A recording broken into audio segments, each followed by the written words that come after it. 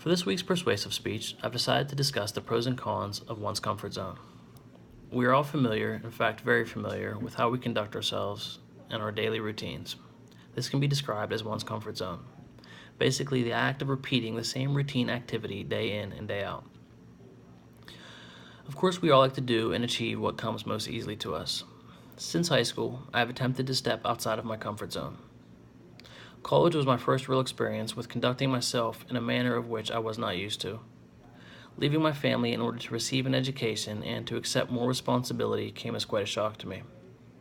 Perhaps that is the reason why 10 years later I have yet to receive my degree. But as you can tell, I have yet to give up.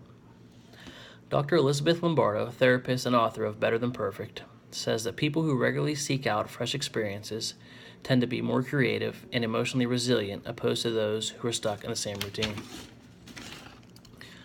What I have gathered from this statement is the notion that there is a lot to be gained by challenging oneself physically and emotionally. When we tend to do what comes easy, we begin to cheat ourselves.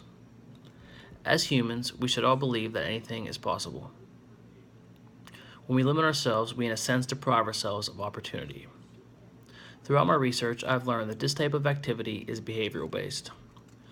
Most people responsible for living in this nature find it very simple to get through life without accepting much or any challenge.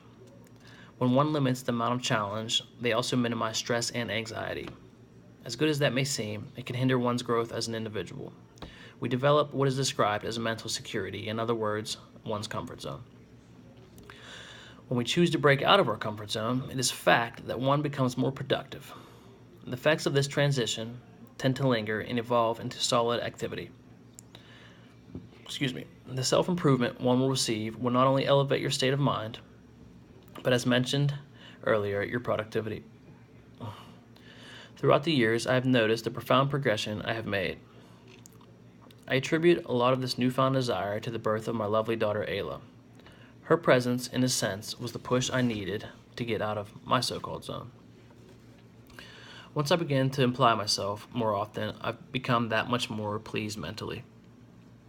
I've since gotten back into school. I've set goals for myself, and I have become engaged to my beautiful fiancée. Things are finally starting to look up. In conclusion, one's comfort zone can be your own worst enemy. Though it seems like the right thing, limiting risk and challenges, it is in fact detrimental to your growth as a human. We are all capable of doing anything we set our minds to. When we attempt to be great, setting the bar high, good things will follow. You may not always achieve what you set out for, but that is life. By accepting the challenge, you have already won the battle of success. I'd like to thank you guys for tuning in. Hopefully, I have encouraged you to learn more about your comfort zone and how to leave it and the pros and cons of doing so. Thank you and have a good night.